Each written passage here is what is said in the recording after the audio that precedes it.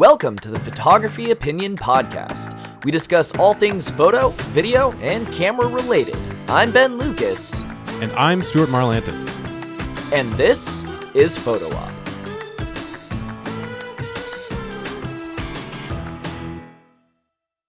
Thank you so much for listening to this episode on everything on how to work faster. Next time, wait a second. Just kidding. You need to hear the rest of the episode first. The one thing that you can't listen to faster, apparently, is podcasts. Yeah, I think we went a little bit too fast on this one. Maybe we should jump back a bit. All right, let's start at the beginning then. Hello, podcast listeners. Today we are talking about plugins, filters, and presets. Yes. Things that help you get stuff done faster. Yes, we are. We've got a nice little collection for you of presets, filters, plugins that we've tried and looked into for you. We've got lots of photo presets and plugins and filters, but we've also got a couple video offerings as well. So hopefully we have like a nice little set for you, no matter what visual medium you're working in. So let's actually start by talking about presets. Mm-hmm. So presets, we have no recommendations for any presets for purchasing. Yep.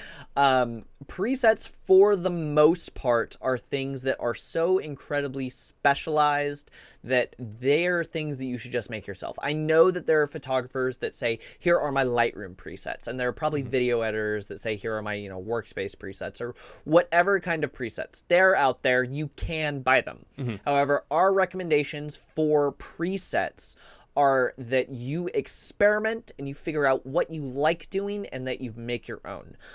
Something else is, just because a piece of software comes with presets does not mean that those presets are any good at all. No. So I actually have a story. I went to a conference. Scott Kelby was talking, and he talked about how he was talking with the people at Adobe and how when Photoshop came out with the HDR filter, how they came up with their presets. So they came out with the HDR filter, and it was powerful, and it's amazing, and it can do a bunch of great stuff. But when they were getting the crunch deadline to actually put it out into the release, they're like, hey, we need to have some presets for people. So a software developer who was kind of sure, I'm a photo hobbyist, I can do some presets. They just kind of threw a bunch of stuff together that they're like, yeah, that looks good.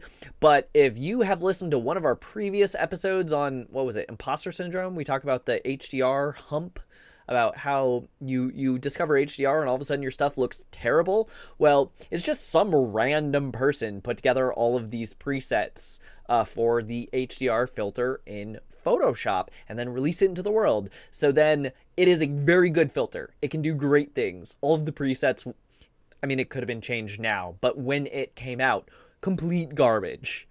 So that is kind of what we are starting with. Complete garbage. Great uplifting way to start the podcast here. No, but when it comes to presets, this is something, definitely make your own.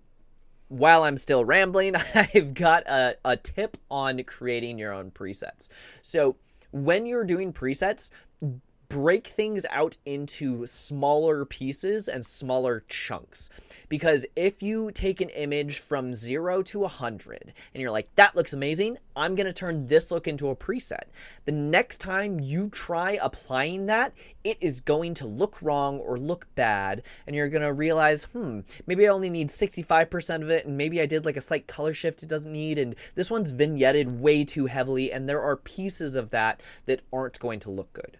So what you should do is you should have, if your preset is like color toning and skin correction and maybe contrast and vignetting, break out each one of those things into their own preset so you can apply them selectively, so that in the future you don't have like, here are my 10 favorite presets. You might have 10 looks that you like, but that one preset look, or a LUT if you do video, might have 15 or 20 different things that apply to it that actually make up and create that look that you can then apply selectively to your next thing. So this is super useful if you're doing actions in Photoshop, or if you're doing presets in Lightroom, or I'm sure video has this too. But just break up all of your presets into small little chunks to your own taste, and maybe have a preset for vignetting 5%, 10%, 25%, 50%.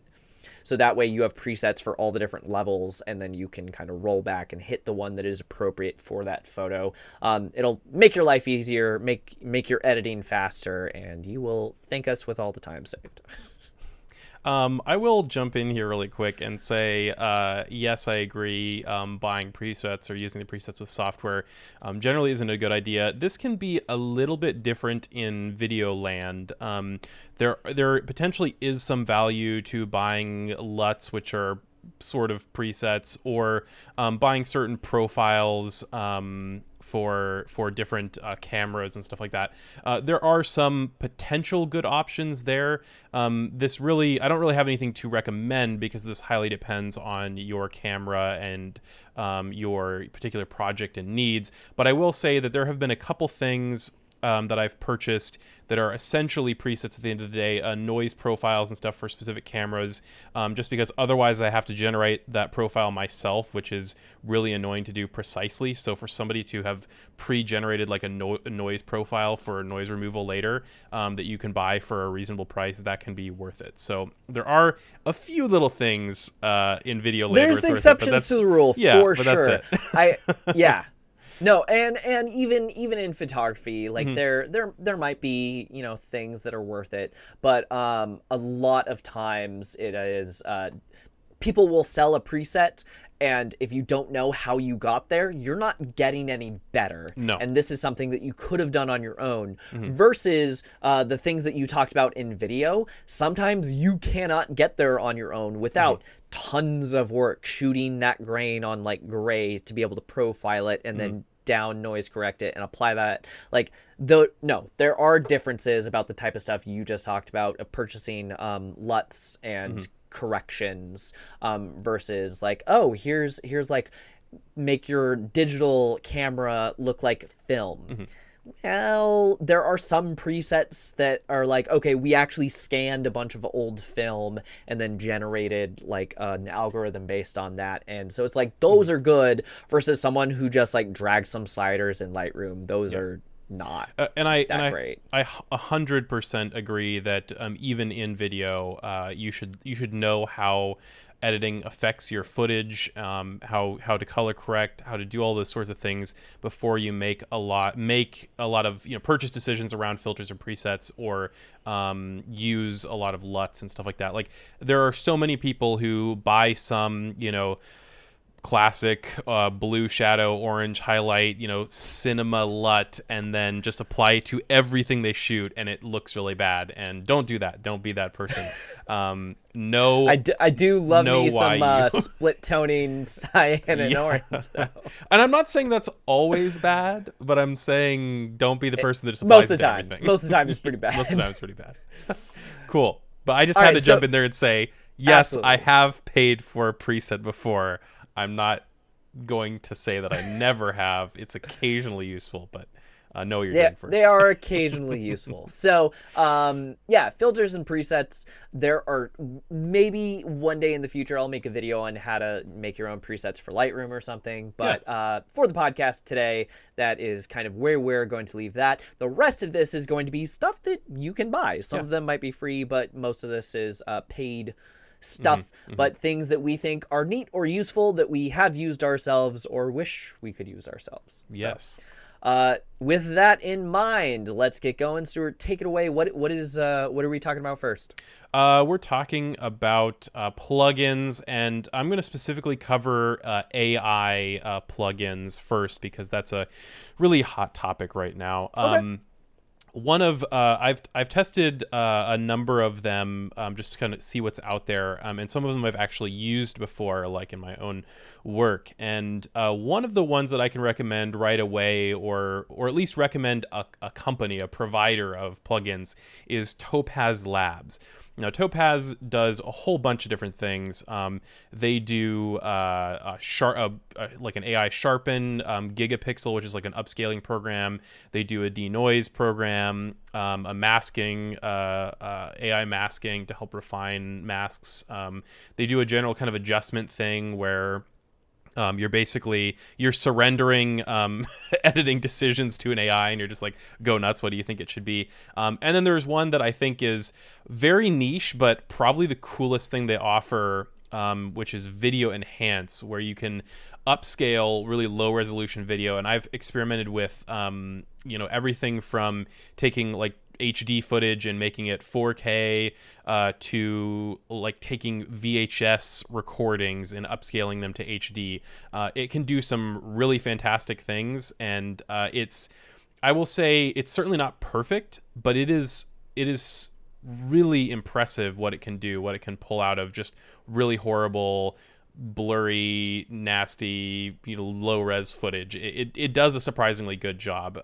So that's something that I can certainly recommend that you take a look at. Topaz Lab stuff all costs money, so there is some variation in where I'd really point you, and you should certainly test things and try things before you purchase the full license. I will say that I have used the Topaz Lab Gigapixel plugin, because I shot at a studio. Even though we were shooting on 80 megapixel Hasselblad backs, it needed to be even bigger because they were putting it on the side of a bus. So we still needed to upscale it another however huge it needed to be. So no, that one, it was basically like click upscale and go get a coffee. This is going to take a while, but Yes. when it was done, the result was worth it. Oh yeah, so that's I should say, like, those are on my like short list of recommendations. I don't think everything that Topaz Labs makes is necessarily worth your time. I think Video Enhance is really cool, although maybe not worth your money depending on what you're working with. But for me, experimenting with like lower resolution video, it's really cool. Gigapixel is extremely cool. But again, very niche. Very if we niche, didn't yeah. need to do that bus billboard, Yeah. then we wouldn't have needed it. Exactly. But if you need high upscaling capability for images, Gigapixel is really neat. Sharpen is pretty good. Denoise is pretty good. I would probably avoid Adjust, just because like you should know how to edit your images anyway. Like we just said, like Adjust feels like a filter or preset to me. Like I wouldn't bother with that. Mask could maybe be worth it, but nah. Like you should be able to mask as well, and increasingly Adobe is getting so good at their masking. I actually bought I won't say it because I'm not recommending it anymore, but back in the day I bought a third-party masking piece of software, and their big thing was, look, this bride's veil, like how do you mask out this thin piece of translucent fabric? And we can do it perfectly, and then you can put them on a new background. So you shot them on brick, and then you put a sunset behind them, and it's like, ooh, fancy. But like, you don't need that anymore because Photoshop is inherently being able to do that process, where before you needed a third-party plugin. And so I own so many plugins that are just rendered irrelevant by the progress of first-party features. Yep, agreed. If you already have a relatively modern version of any Adobe imaging product, you probably don't need stuff like Mask from Topaz. But the rest of it is worth a look depending on what you're working on and what your particular needs are. All right, what else you got on the list there? I saw another one you're looking at. There is another AI option called Luminar. Now, I don't have as much experience with Luminar, but I did look at it. And it's got, there are kind of two things with Luminar. There's Luminar 4, or what's currently Luminar 4, which is their kind of suite of AI things. And then there's Aurora HDR. Now, Aurora HDR is essentially just trying to be a fancier HDR program. Yes, it's not, although it will do like JPEG to try to, make it an HDR. It does raw processing and stacking and stuff too. I personally don't think it's worth it. Like, you can do HDRs good enough in Lightroom and Photoshop. I probably wouldn't bother with that, bother paying for that capability. I don't think what it offers is really worth it. Luminar might be worth it. Again, a lot of this stuff I feel like you should just do yourself. Like they do sky replacements, they do like portrait stuff where it looks for like your eyes, and you can do red eye removal really easily, eye whitening. You can. If you don't use on-camera flash, you don't get red eye. There's that too. or you can just not get red eye in the first place. Saturation of just like the lips, like that's one of the things that it does as an AI is it looks for particular things that you can edit without having to actually go in with a brush yourself. There's lots of like inserting objects, adding sun rays, or replacing skies. Looking for increasing detail and sharpness. It does. They have a contrast thing. Erasing unwanted objects. I saw an ad in my Facebook feed for Luminar where they took kind of it was fine, but just like a garbage photo of a car, just like basically in a parking lot. And they were like, and we replaced the ground and the sky and added a bird and spun the wheels and dust and sunset and headlights. I'm like, it's cool that you can do all this, but why? Yeah, it is interesting, but again, a lot of the stuff you can just do yourself if you already have Photoshop or Lightroom, and some things like you wouldn't even want to do, or it becomes so close to just like a composite. Like photo composite's really cool. If that's what you're doing, then great, but you might as well just do that in Photoshop. I do a lot of photo composites, but buying a piece of software that like does it for you. There's definitely some things of like, I can do that better than you. Why? Yeah. Why'd you do it that way? So, I mean, between the two of these, I would say that, unless you're just like swimming in cash and you want to buy all and try all the things, then great. I would look at. I have heard some good things about Aurora HDR, but I also agree that there are things you can do. I just don't think it's worth paying for, like especially for somebody, with less experience. Like, I think you should just learn how to do it manually, and really HDR is. True. Not that hard to do anymore. I'm not sure that I would bother with it. So when you talk about manually, I want to explain that really quickly. So literally HDR is not a style. It is not a process. Like, it is a technique. If you think it's a style, stop thinking. Stop. You're going down a dangerous road if you think that's a style. It's not. So HDR just literally means high dynamic range, and that means basically taking a bracket of shots and pulling the detail in. So if you stack those together and you just put layer mask on them in Photoshop and you start painting in the areas, you can this is what we mean by manually doing HDR. So there are HDR plugins that I like, and there is a free one that I'm about to mention, but the plugin, don't do the plugin filter and then call it done. That gets you to like the 90% point, and then you're still gonna have to finish it. There might be artifacts you have to finish, or there might be something that it made a little too crunchy and you got to put a little bit of the original back into it to kind of bring it to that surreal but not like fake gross HDR. Like, you want it to look beautiful and awe-inspiring but not crunched by a computer. Yep. 100%. So even though Aurora HDR, I'm sure, is beautiful, it is pricey, and something that is free that I use all the time is Nik. So Nik used to be a paid piece of software, and then it was purchased by Google, and it is free forever. I think Google said they were going to like discontinue it or something, except what actually happened is I think it's like they're not updating it anymore. Yeah, I think DxO bought it actually. Oh, DxO bought it from Google? The Nik collection? Yeah. Yeah, DxO bought it from them. Is it still free? It is not free anymore. Well then. Yes. Let's rewind about 30 seconds. Whatever, we'll just leave this all in. Yeah. Nik was recently purchased by DxO. It is not free anymore. I think you're still correct partially in that the old, like the Google collections of Nik are still available for free, but now they are starting to, because they sold it. Yeah, okay. But now they're starting. DxO is starting to build on top of that, and so now they have a version out that is paid. I didn't know this ahead of time. I literally just Googled it while you were talking about it, and sure enough, it is owned by DxO now, and it is a paid thing. Or at least the newer version is a paid thing. You learn something new every day. Yeah, we both learn that. Regardless of who owns it or how much it costs. Yeah. You can probably find a copy of it somewhere. I'm just gonna float that one out there. Anyway, it is a great suite. The two things in particular, or three things in particular, that I really like about it. One is the HDR function in the Nix suite. I use that HDR one all the time, just because it saves me a lot of time for photos that are not that important.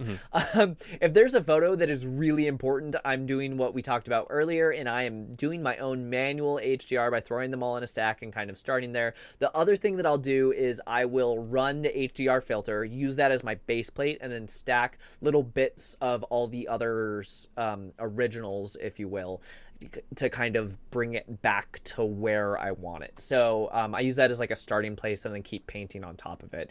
The second one that I absolutely love is their silver effects plugin. If you do black and white photography and you're not a master at it, I'm sure people would be like, boo, it's so bad, just do your own color toning. I'm like, okay. But the stuff that those presets are pretty darn good, and I like them. So especially when I'm doing boudoir and I just want a really classy black and white image that doesn't look like mud, those presets are the way to go. Because if you just put if you click like black and white or something in Photoshop without doing all of the proper black and white color toning, which is very, very different than color toning, then it's just going to look like mud and it's not going to look good. So I've seen wedding photographers do this where they will give you like two folders of images. One is all of your photos in color and all of your colors in black and white. I'm like, no, the black and white folder is just complete garbage. If you're not individually toning that image to look its absolute best, just leave it in color. Does the color add anything? No. Well, then maybe it should be black and white. And if it's in black and white, then it needs the proper contrast and toning for it to come out as a proper black and white image. But no, Nix up. All right, rant done. Yep. We're good on that. Nix software, by the way, it even for a new full license, if you're not upgrading, is $150, and that's a lifetime license. This is not a subscription, which I really appreciate. That is cheaper than some of the other. That is quite cheap. Most of the other AI stuff I talked about was literally each one was like $100 to like $200, like each sharpen, each gigapixel, each thing. So this is a whole bunch of effects. The next plugin I'm going to talk about is $300, I think. Yeah. So this is a whole bunch of different stuff, and for lifetime upgrades, it's $150. That is pretty reasonable. You could get the free Google one if it's still accessible. If it is not accessible, it is still quite cheap for the whole suite. Yep. So the third Nick thing that I want to talk about is I forget the name of it.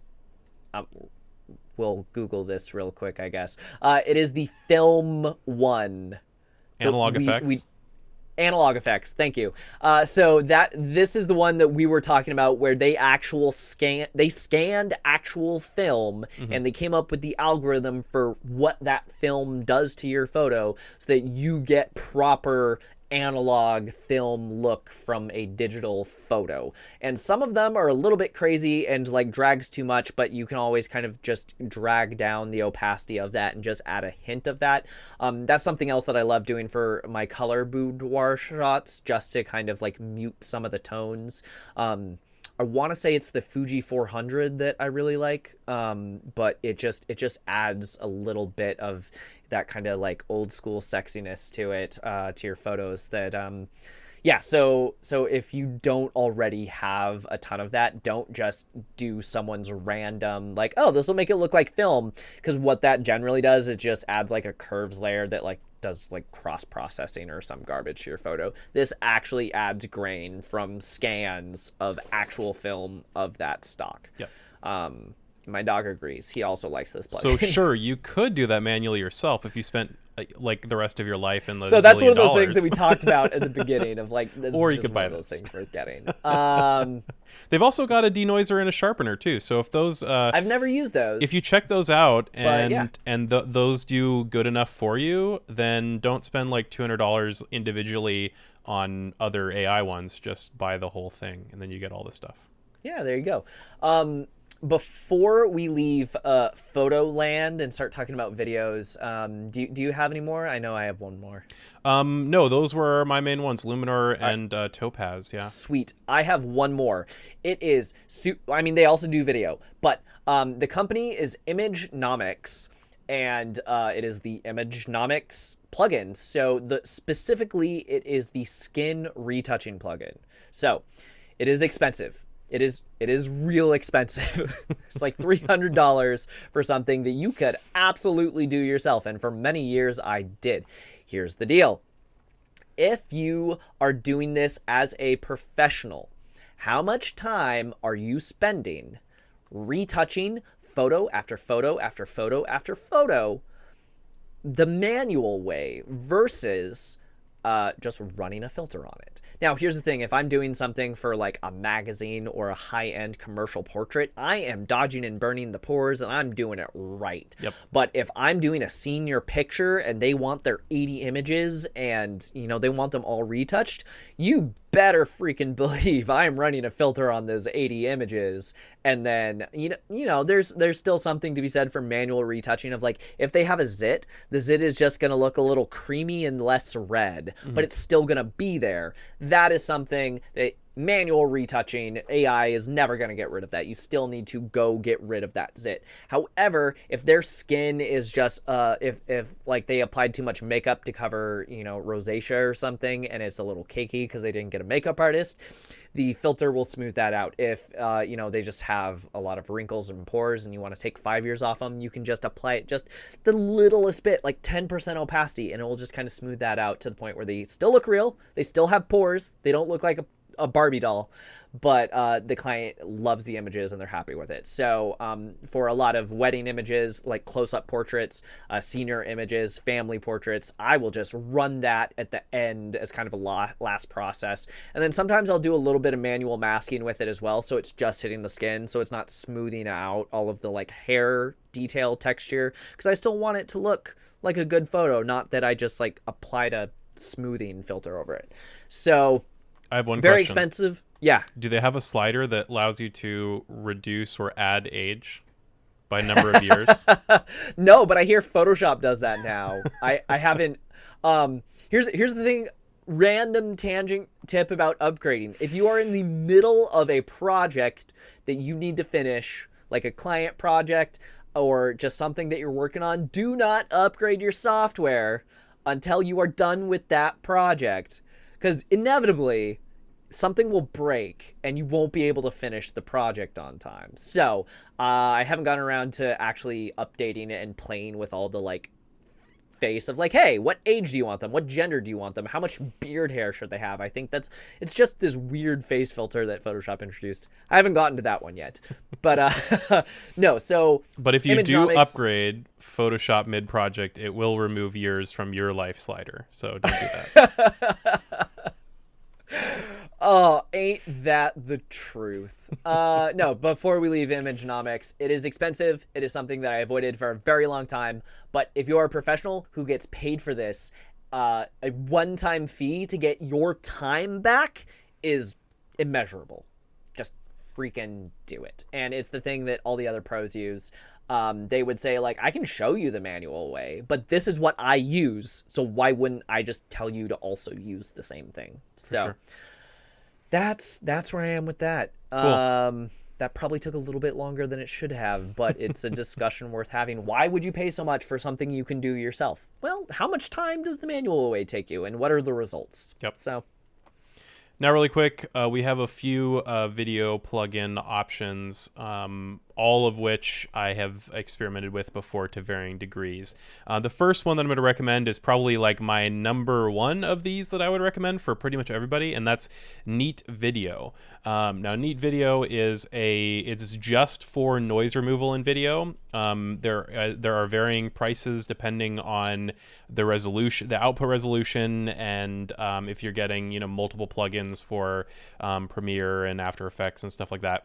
That being said, it is not terribly expensive. I think you can get like unlimited output resolution for Premiere and After Effects together for like $200, which for what it does is not too bad. It is really, really surprising at how good a job it does at removing noise from video.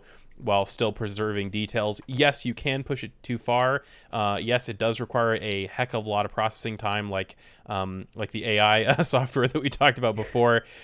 You'll have to let it sit there and process for quite a while, but it does a fantastic job.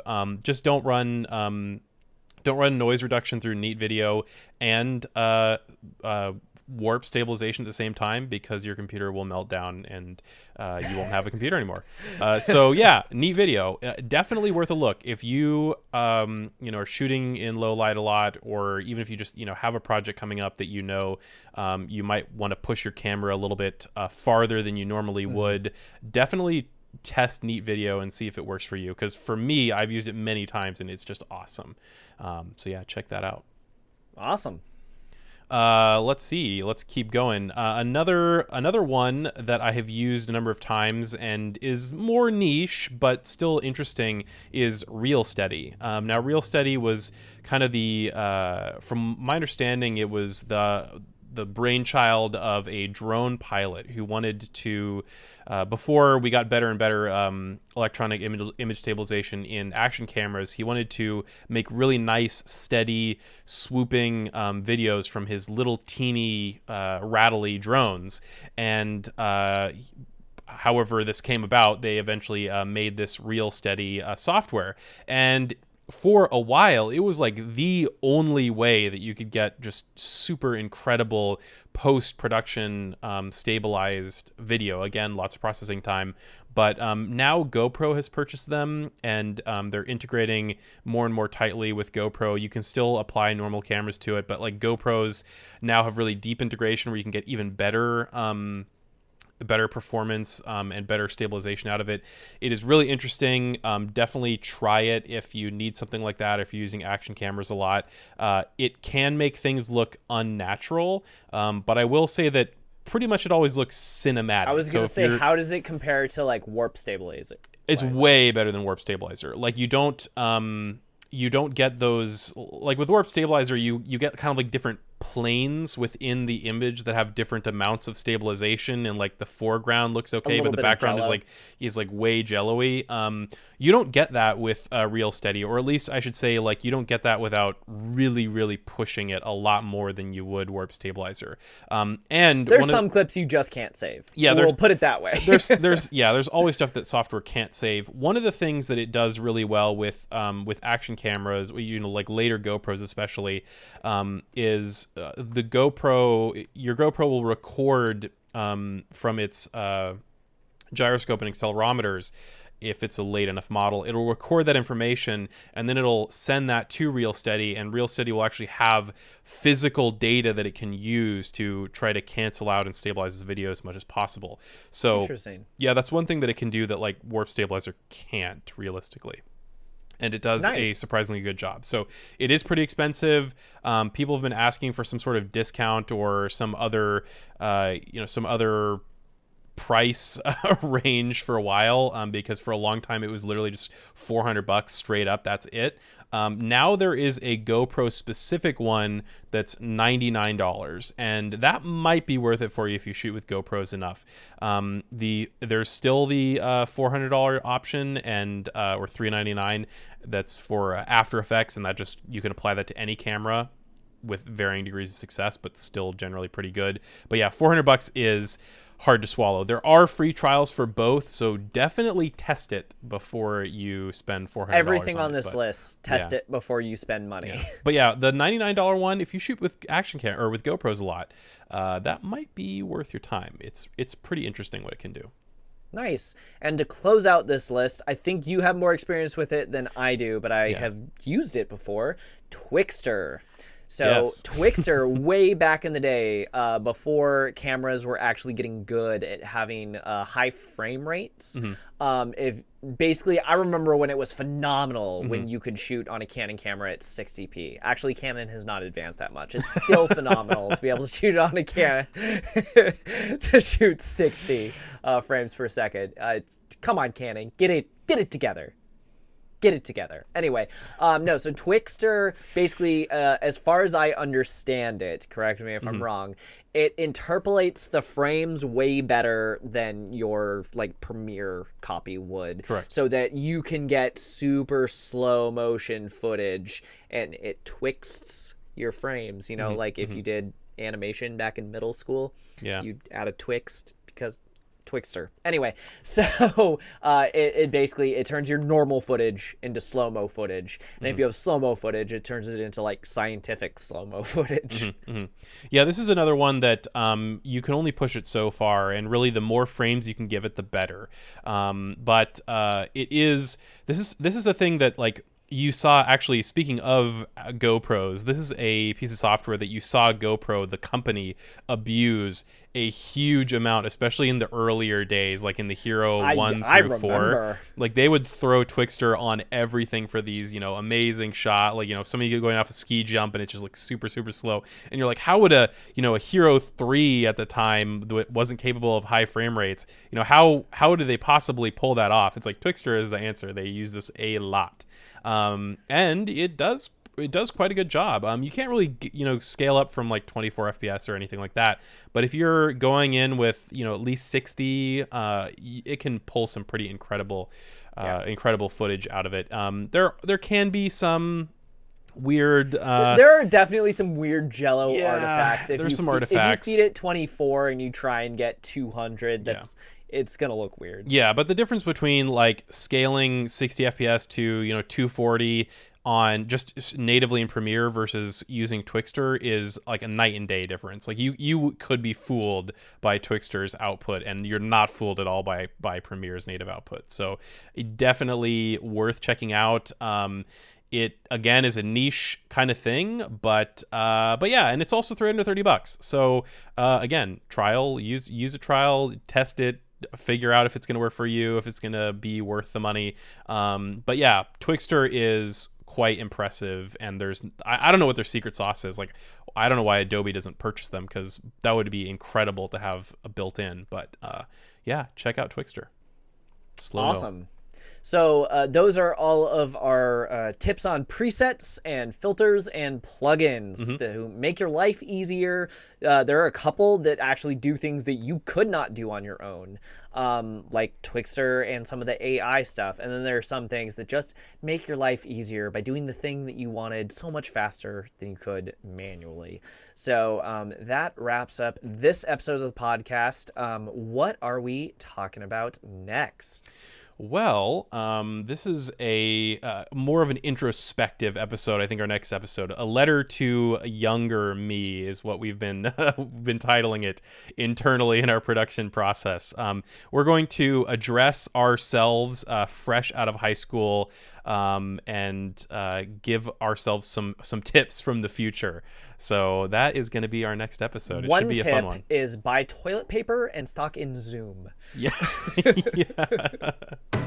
If you have questions or ideas for future episodes, you can email us at hello@photo-op.show. Watch us on Ben's YouTube channel at NomCreative. As in Om Nom Nom. Share this with a friend, and you can listen to Photo Op anywhere podcasts are sold. Or download it. 'Cause it's free.